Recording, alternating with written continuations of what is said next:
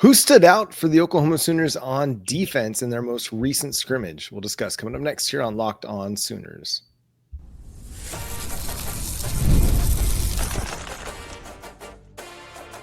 You are Locked On Sooners, your daily podcast on the Oklahoma Sooners. Part of the Locked On Podcast Network, your team every day. What's up, Sooner Nation? Welcome to Locked On Sooners, and thank you for making Locked On Sooners your first listen every single day. Shout out to all the everydayers out there.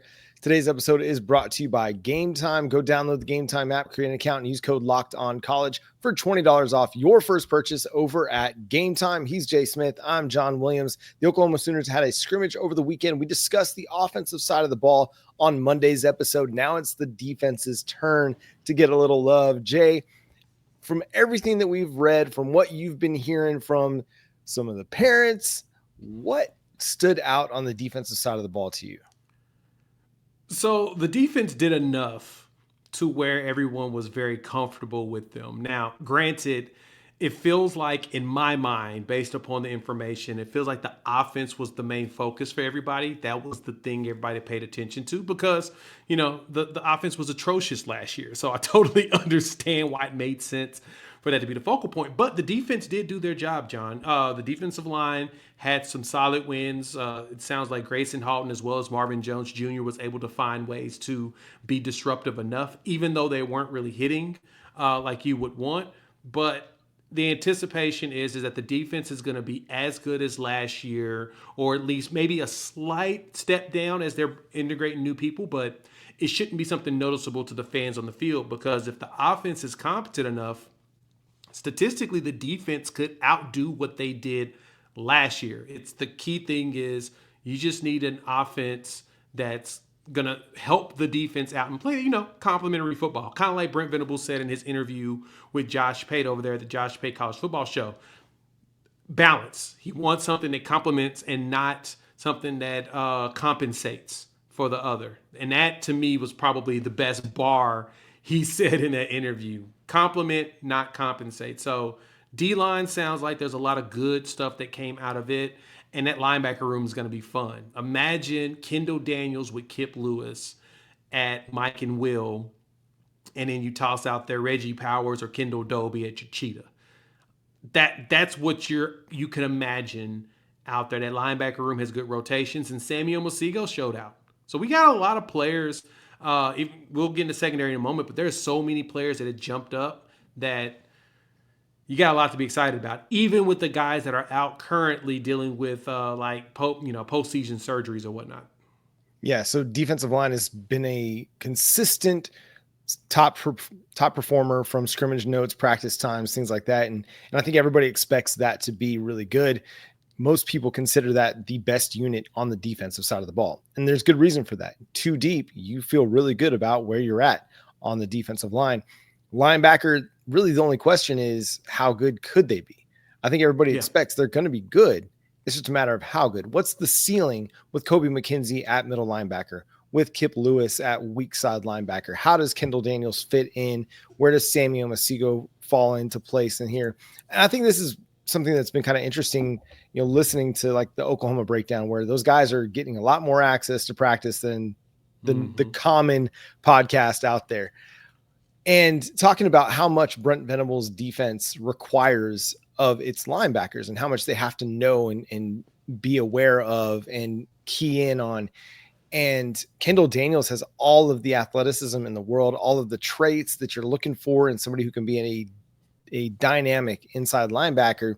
Yet there's a lot of information that he has to gather and be able to reproduce on the field to where, okay, even if he's just a rotational guy, he's still going to be really, really dynamic. But I think the front seven, man, I have no issues with the front seven. I think they're going to be really, really good again. You mentioned they don't have everybody available to him right now. Jaden Jackson is going to be out there all of the spring because of that shoulder surgery that he had to clean out, that AC joint.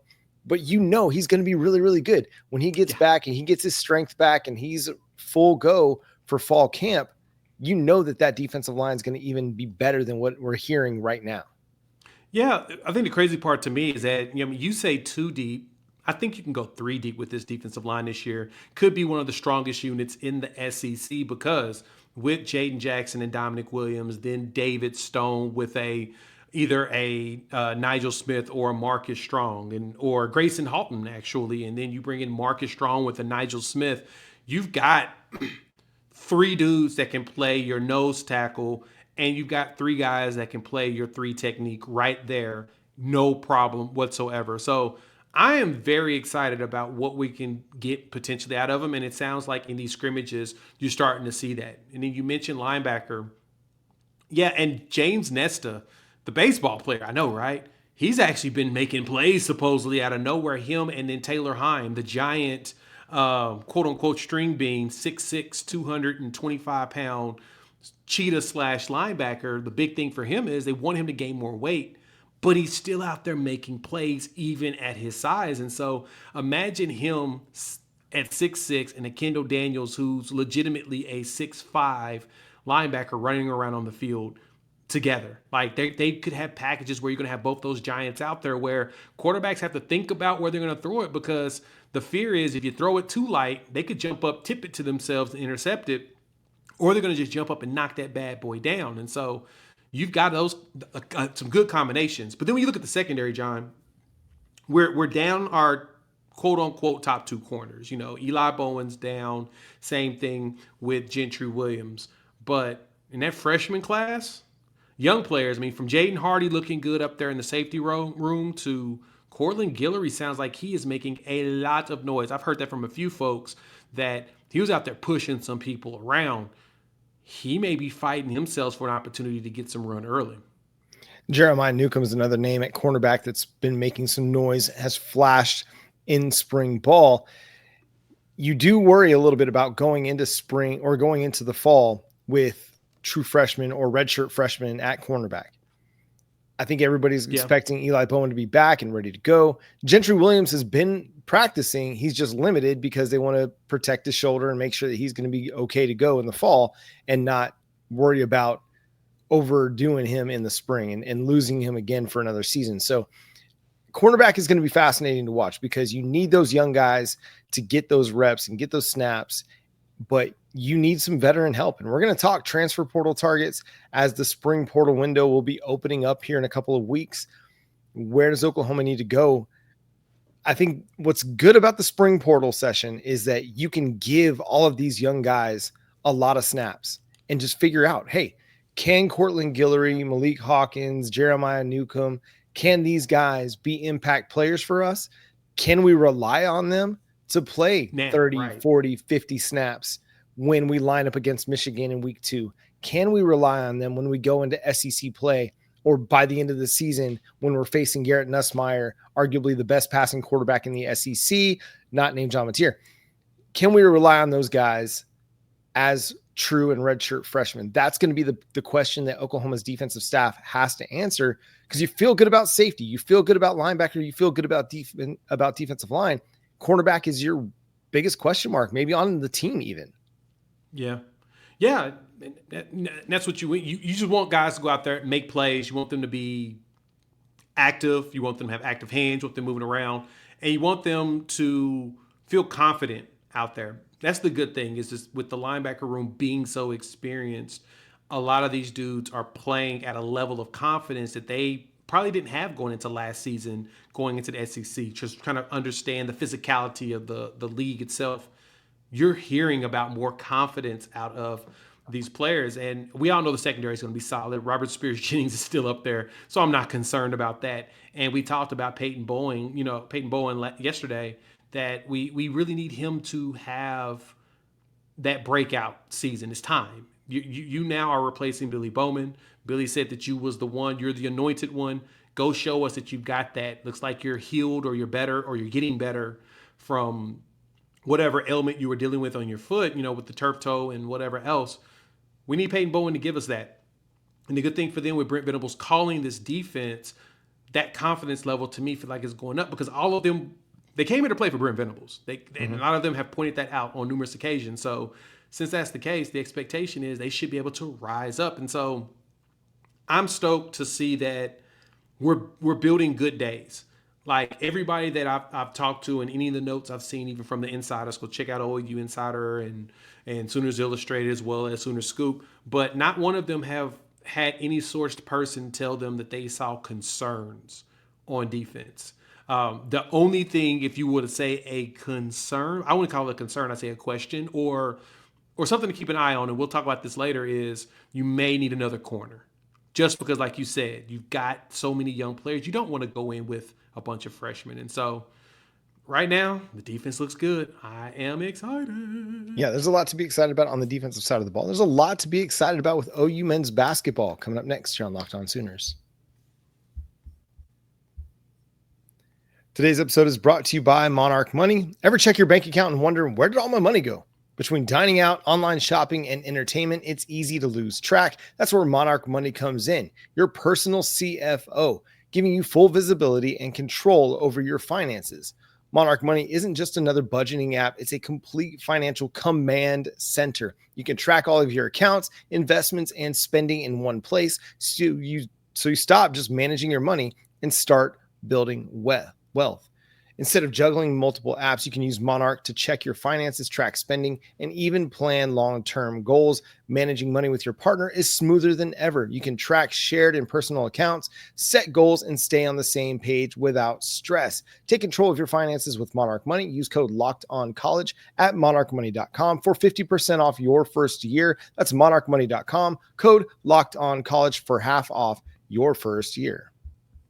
Imagine watching your favorite team live, feeling the energy of the crowd, and witnessing unforgettable moments. There's nothing like experiencing a big game in person. That's why getting tickets shouldn't be stressful. That's where Game Time comes in, makes it easier than ever to grab last minute seats at unbelievable prices, like their Game Time picks.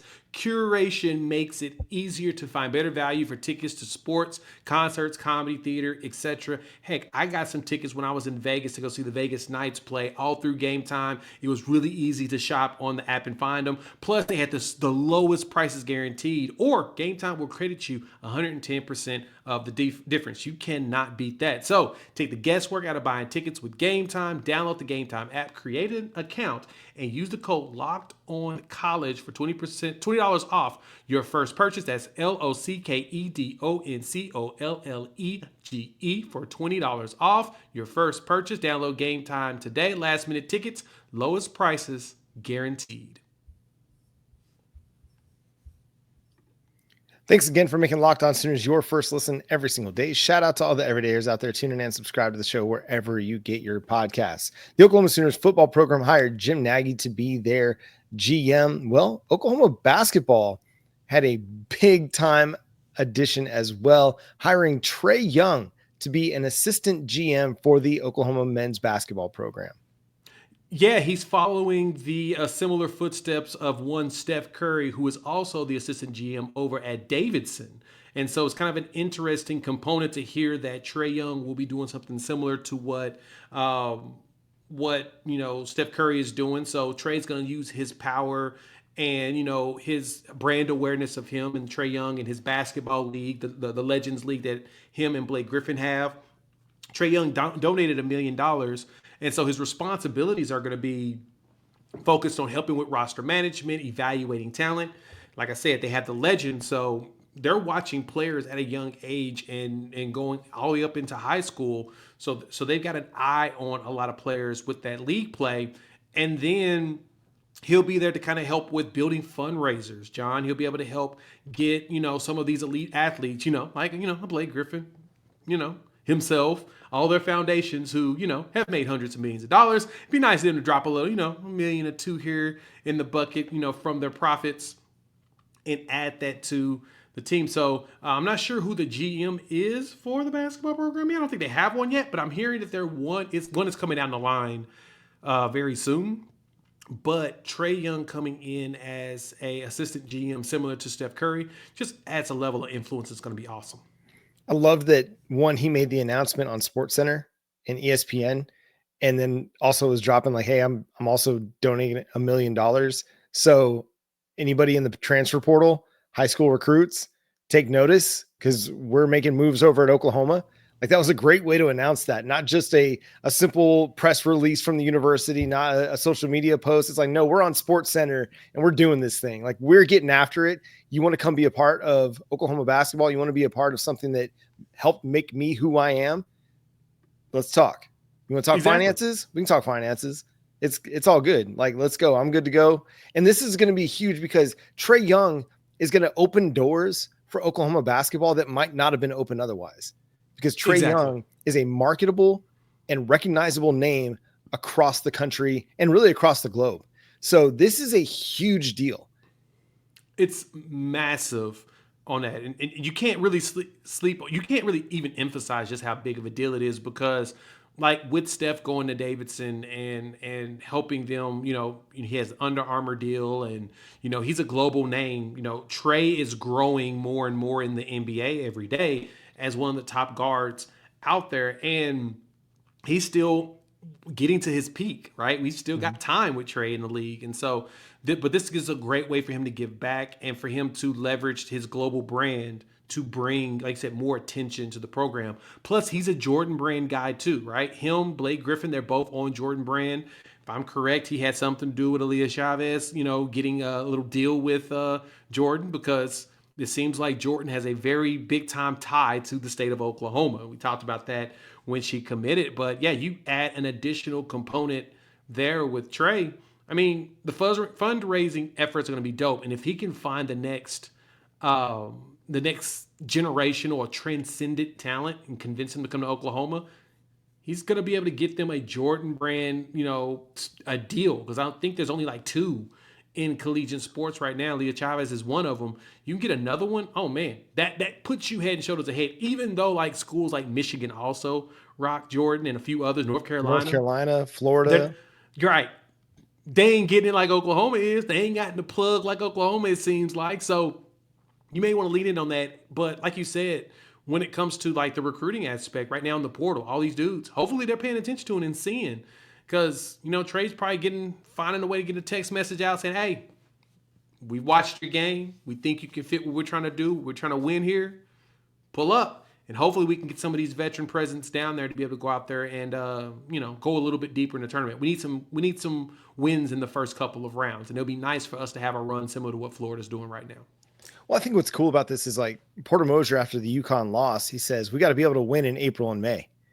Well, this is a great start to being able to win in April and May. And, it's not going to be about retaining the talent that they had on this team because Jeremiah Fears is likely off to the NBA. We know Jalen Moore is going to be off to the NBA. They're losing a bunch of seniors. It's about rebuilding this roster now, but also finding those key talents that are going to be able to make that jump. Do similar to what we're hoping John Mateer is going to be able to do. Go from playing group of five or mid-major basketball to joining the SEC and being impactful immediately. And that's what the goal is over the next couple of months is retooling the roster in such a way that they're able to hit the ground running come the fall. But this sets the tone for Oklahoma basketball, not just now, but for the future as well, that you can get Blake Griffin even more involved than he already is. You can get Buddy Hill back on campus and get him involved. You can get Austin Reeves, who my man, he's playing himself into a max contract discussion at some point because the dude is just rocking it right now for the Lakers. Like all of this right now is coming to a head for Oklahoma in such a strong way and putting them in a really strong position to be impactful down the road. Jeremiah Fears, if he can go be a lottery pick and then show out in the NBA, what does that say for Porter Moser and his ability as a coach, as a recruiter, as an evaluator? I think that's huge. So like, yes, the season didn't end the way that you would like. You would obviously like to make a deeper run into the tournament, but they made a stride, right? You made a positive move in the right direction for the program, but then you're going to get a big boost with the addition of Trae Young to the program, who's going to be involved in helping Porter Moser build this thing.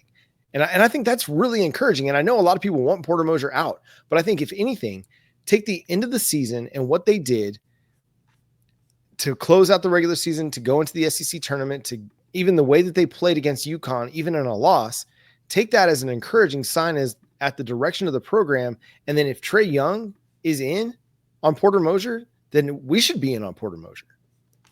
Yeah, I'm all in to forgive Porter Moser at this moment. I'm still, John, I'm still in the mindset. But you know what? I forgive him. Oh man, we're all positive vibes today, dude. It's Trae We are Young positive Day. vibes. Trae Young Day. Trae Young done did something to make me happy. Now, I just need them to execute on it. Can y'all Yeah. execute on it, please? That's all I ask. Yep. Yeah, and if they hit on this recruiting class that's incoming led by Kai Rogers, the big 6'10" forward out of Wisconsin, I think that's going to give them a chance to still be relevant and competitive in 2025, 2026.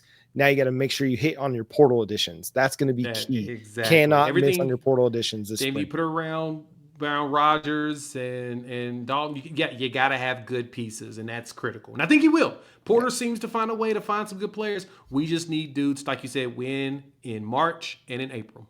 Yep. Got to win now, and you got to make sure that all the pieces are going to fit in the fall. What other portal targets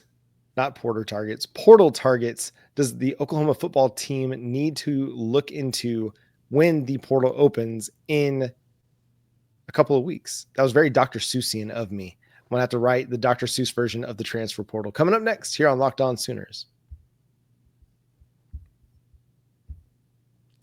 Get the supplies you need from the site made for the skilled trade, Supply House. Whether you're plumbing, HVAC, or electrical work, Supply House is a reliable way to order products online. Their easy-to-use website is packed with helpful resources and the latest products info to help you get the job done right. Plus, with this complete inventory over 200,000 parts from over 400 top brands, you'll find exactly what you need delivered fast from coast to coast. And you need to help with your order? Supply House offers expert support and industry leading service, so you'll talk to a real person, nothing automated. And for trade pros looking for an extra edge, their free Trade Master program offers exclusive perks like a dedicated phone line, as well as free shipping and discounts on every single order. Thousands of skilled professionals are already taking advantage. Now it's your turn. So join Trade Master program today at supplyhouse.com/TM and start ordering plumbing, HVAC, and electrical supplies with just a few clicks. Plus, use promo code SH5 for 5% off your first order. That's supplyhouse.com. The NCAA tournament is here, and so is the Bracket Breakdown. Locked On Podcast Network and Amazon Fire TV channels are teaming up to deliver NCAA tournament coverage like never before. Watch studio shows featuring former players and Locked On's local experts as they guide you through every upset, buzzer beater, and bracket matchup. Stream it all for free on Amazon Fire TV channel. Search Bracket Breakdown to see it all for free. It's your team every day.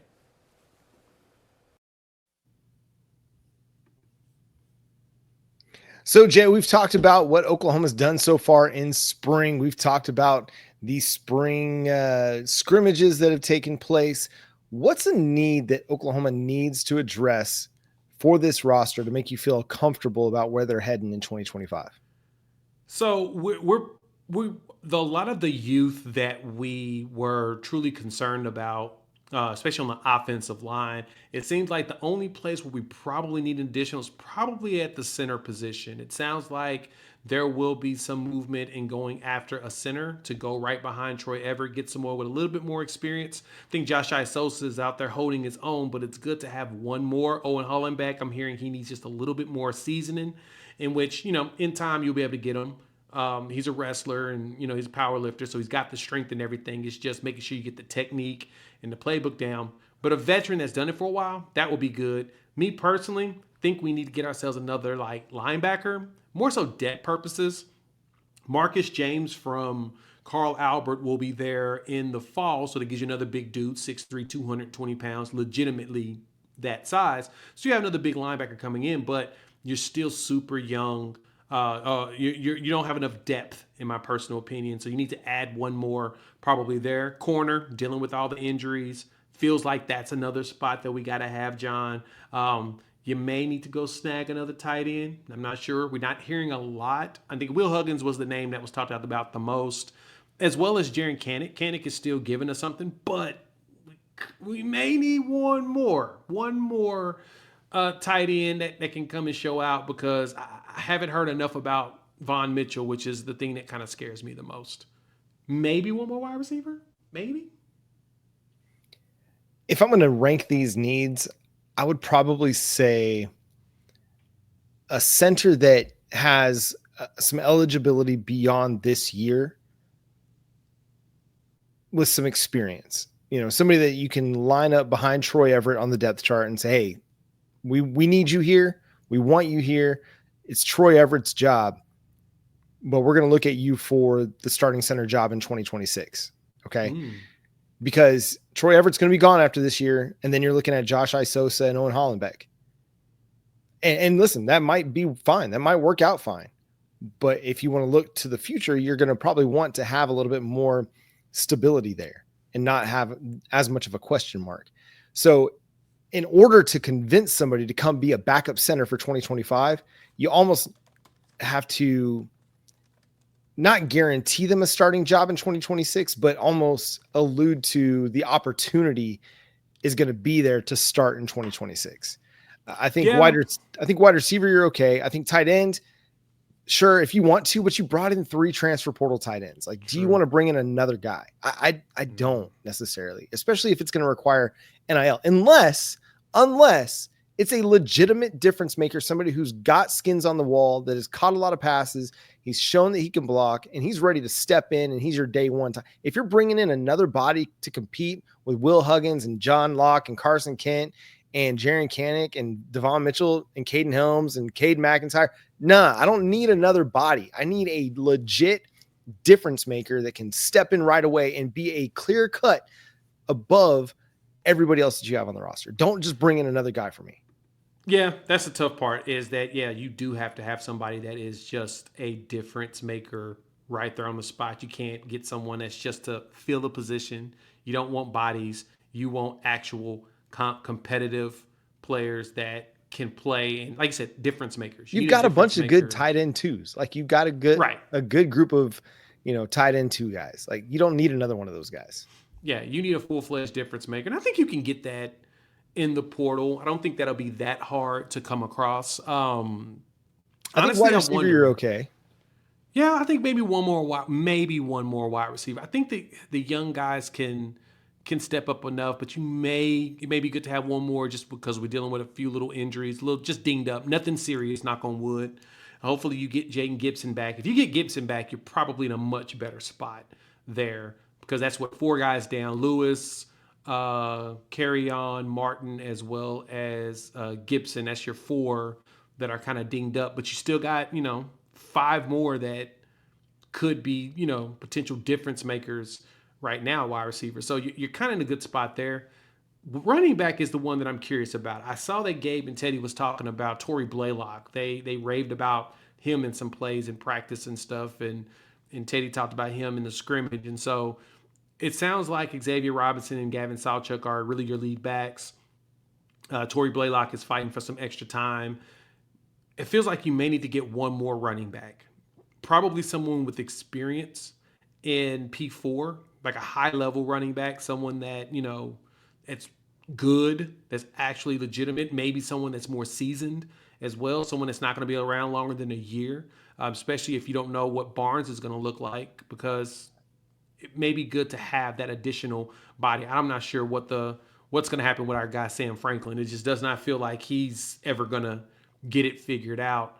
But to me, if I had to rank it, I think center, I think corner, I think linebacker, and then I think running back is probably the 4, and then 5th one you'd probably throw wide receiver. And that's not saying that the guys we have aren't good enough. It's more so you want someone that's got the experience, like you said. You got to have something on the wall to show that you actually been able to play, and then from there, hopefully that gives you a player that's ready to contribute day one. And if you do it right, get you a veteran that's gone within a year, because it seems like that's what this team normally goes after. Yeah, at wide receiver, I mean, you look pretty good. I mean, with Giovanni Gibson, Deion Burks, and Isaiah Satania showing out this spring, I feel really good about that group. And then Elijah Thomas and Manny Choice are turning a lot of heads. And I don't think we could say the same thing about the wide receiver, the true freshman wide receiver from a year ago in the spring. I don't think we were hearing much of anything about those guys, right? No. And so you still got those guys in Zion Kearney, Zion Reagans, and Ivan Carrion. But now you see Elijah Thomas and Manny Choice really emerging so far early in their Sooners careers. Now, do you want to rely upon that? I don't know. Maybe those guys are just ready to be them. Like they're ready to step out and put on a Jeremiah Smith or a Ryan Williams type true freshman season. Maybe. And so it's one of those situations where like, I don't want to necessarily take snaps from those guys if they're showing out and earning snaps. So, but for me at cornerback, that's a place where you can afford to find a veteran, somebody that has starting experience, somebody that can come in and start opposite Eli Bone. If Gentry Williams is not ready to roll, if Cortland Guillory and Jeremiah Newcomb and Malik Hawkins aren't ready to be impact players, or Jacoby Johnson aren't ready to be impact players right now, then yeah, go find you a veteran cornerback that can just kind of hold it down as those guys continue to develop, a Kanai Walker, Des Malone type with some experience that can help you just kind of bridge the gap of development with these guys. So, and maybe we're going to have to talk at some point about which position groups we feel like could see some portal attrition with the portal about to open too. I mean, I think that's a topic of discussion that we need to maybe touch on, if not this week, then maybe next week, because might be some guys that want to find some opportunities elsewhere, and who knows how that's going to go. Anything else you want to say on this topic before we get out of here, Jay? No, I think it's going to be an active transfer portal season for the Sooners. So just be prepared for that. We'll definitely keep you all covered and with the latest and updates that we can find. But yeah, I guarantee it's going to be a very active transfer portal season. Yep. So keep your ears listening to Locked On Sooners. Keep your eyes watching Locked On Sooners on YouTube. Make sure you're subscribed to the show wherever you get your podcasts. Make sure you follow Jay at Unfair Sports. Go check out his channel, Unfair Sports, over on YouTube. You can follow me at John 9 Williams. You can read my work covering the Sooners over at SoonersWire.com. The show is at Locked On Sooners on all of your favorite social media platforms. But until next time, he's Jay Smith. I'm John Williams. We'll talk to you next time. Boomer Sooner. I think running back's gonna be fine, but yeah, we probably should get one more. A good body. Running back's weird.